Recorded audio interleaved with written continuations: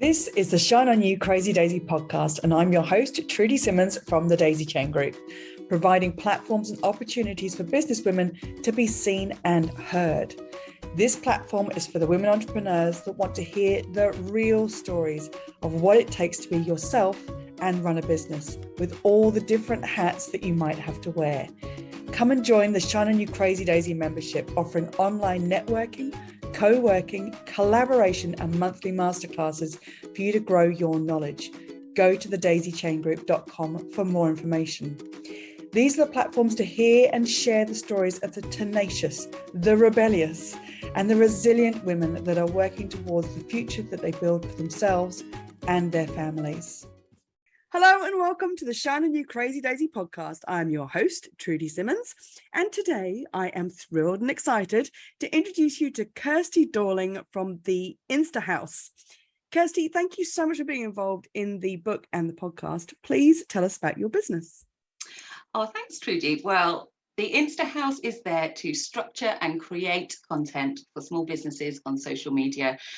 I also want to build business owners' confidence to help them be visible across all social media platforms, but in particularly Instagram.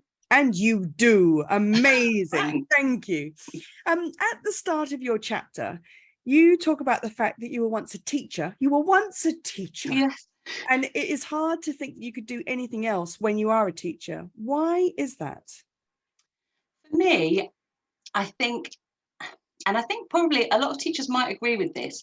You kind of become a bit institutionalized. Mm-hmm. You get trapped in the routine of that academic year where the cycle repeats year on year, and you go from recruiting students to doing the induction process, and then you're into the first term. Before you know it, you've got the first assignments to mark, and then you're looking back to recruiting again, and and I definitely felt a bit trapped in that cycle. I think also with the level of pressure on teachers, we're constantly being assessed and evaluated and being told to improve. There's, which is great. Of course, there's room for that in every job, but you're always striving, never maybe quite good enough. The Ofsted inspections looming, every few years.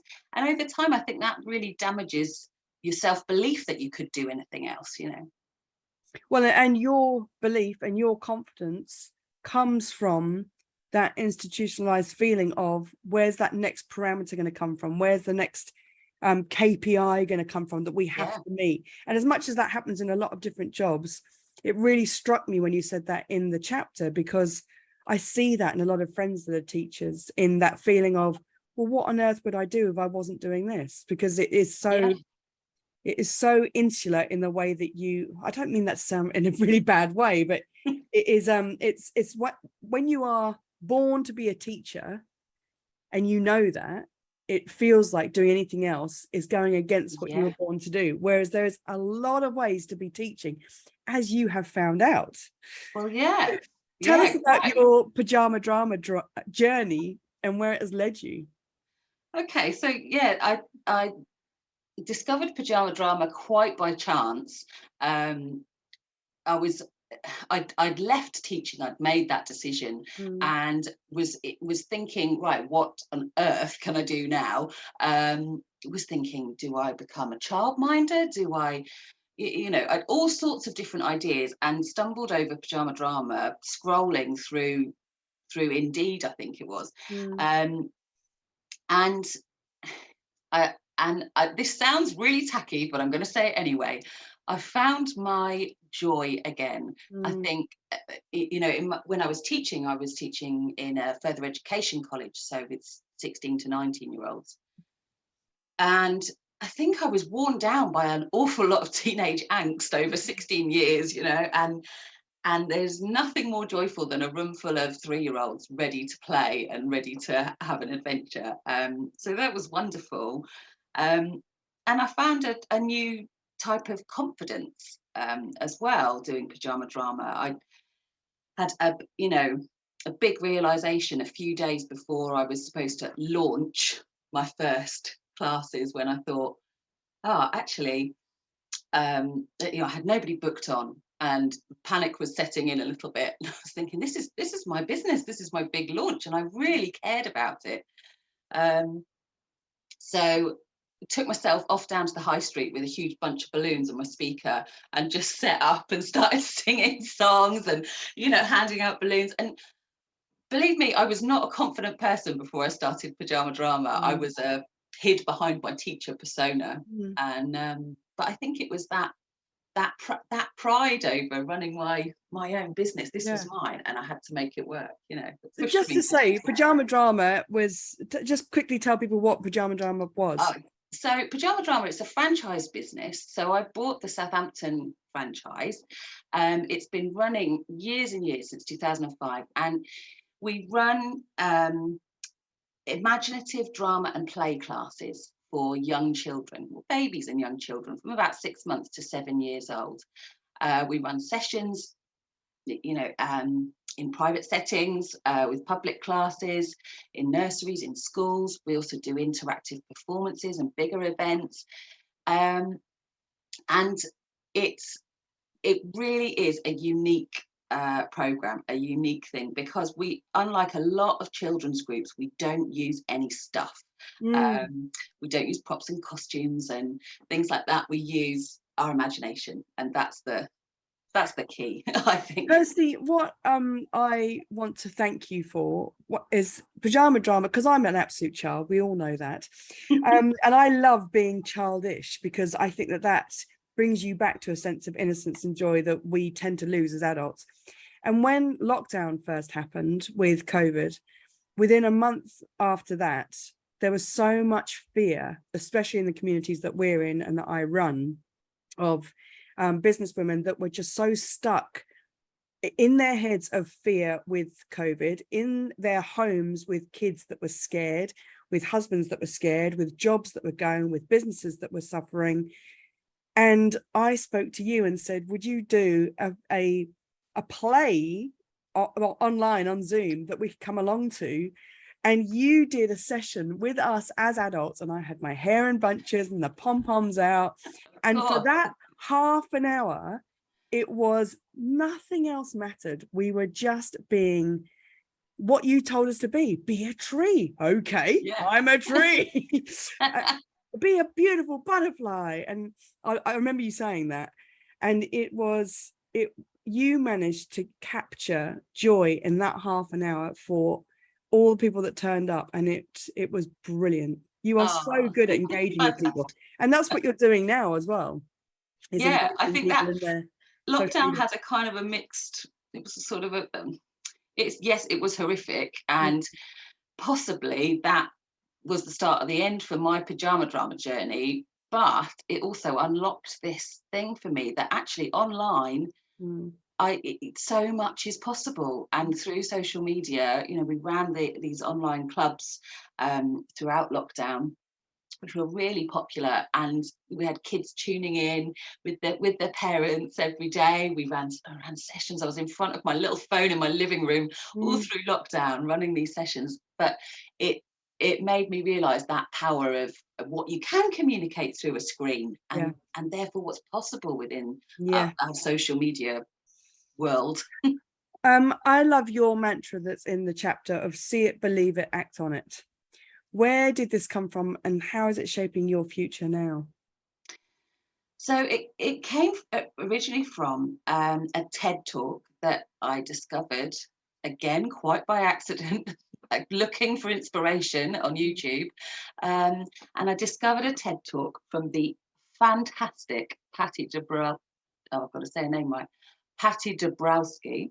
And honestly, if you haven't watched it, oh my goodness, watch it. It is so brilliant. She gets the people watching to draw their future. She gets you to draw your current reality, and you do not have to be a good artist at all. I'm not. You draw your current reality, what your situation is now, and then you draw your dream reality, the imagined life that you want. And although not an artist, I am a really visual person, so lists don't really do it for me. If I ever write a list, it ends up having lots of little drawings and doodles in it. but this, despite that, not being an artist aside, I would urge everyone to watch this video. It's called Draw Your Future, and it throws up things that perhaps you didn't even realize you were holding back. It definitely did that for me. And she couples this with her mantra: once you see it, you can believe it, and then the key, which is act on it. And however small those things are that you do, you take those baby steps towards that future that you visualized. It's hard to ignore once it's there in front of you. I have this conversation with clients all the time, because if you're trying to run a business of any size and you don't have the vision of where it's going, the path can't be there to know the direction you're taking.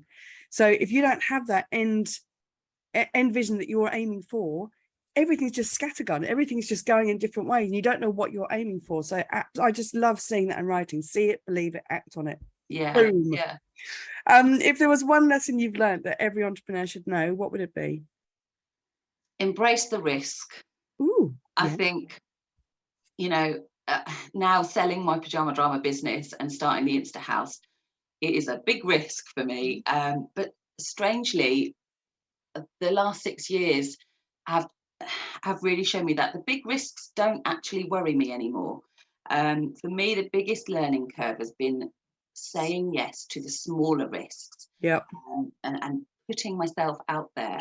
That is an overused phrase, I know, but it really fits for me. I lived in fear of being myself, of taking the little risks, and I was hiding. Again, I was hiding behind that teacher role. So now I go to networking, and I will volunteer to run training, I speak up in online meetings, even stand in the high street waving my balloons. I will jump at every opportunity, and I think that's the thing. Take those little small risks, and the big risks take care of themselves. I love that. Brilliant. And what's your favorite piece of business software? For me, it would be the InShot app, which is a video editing app. And it does everything I need it to do. When you just have something that you can rely on, you think, I need to make this thing work. I need to cut it down to 5 minutes. I need to cut that mistake out. I'm in there editing it, use it every day in Wow. the job. Yeah. So is that how you do reels? I do make reels on there quite a lot. Yeah. So it's great for batch creating reels, because you can just have them then all lined up. You can edit out, you can start again, you can, yeah, it's great. InShot, thank you very much. Yeah. Kirsty, it has been an absolute pleasure. Thank you so much for being involved in the book and the podcast, and I can't wait to get your story out there. Oh, thanks, Trudy. Thank you for watching. If you like what you saw, please like the video and click the subscribe button for this channel for more inspiration. If you're a businesswoman looking for that community that will support you and lift you up, come and join the Shine On You Crazy Daisy membership, offering online networking, co-working, collaboration, and monthly masterclasses to grow your knowledge. Go to thedaisychaingroup.com for more information. And for even more inspiration, please go to the link under the video and get your copy of the Shine On You Crazy Daisy series of books with inspirational and motivating stories from businesswomen around the world.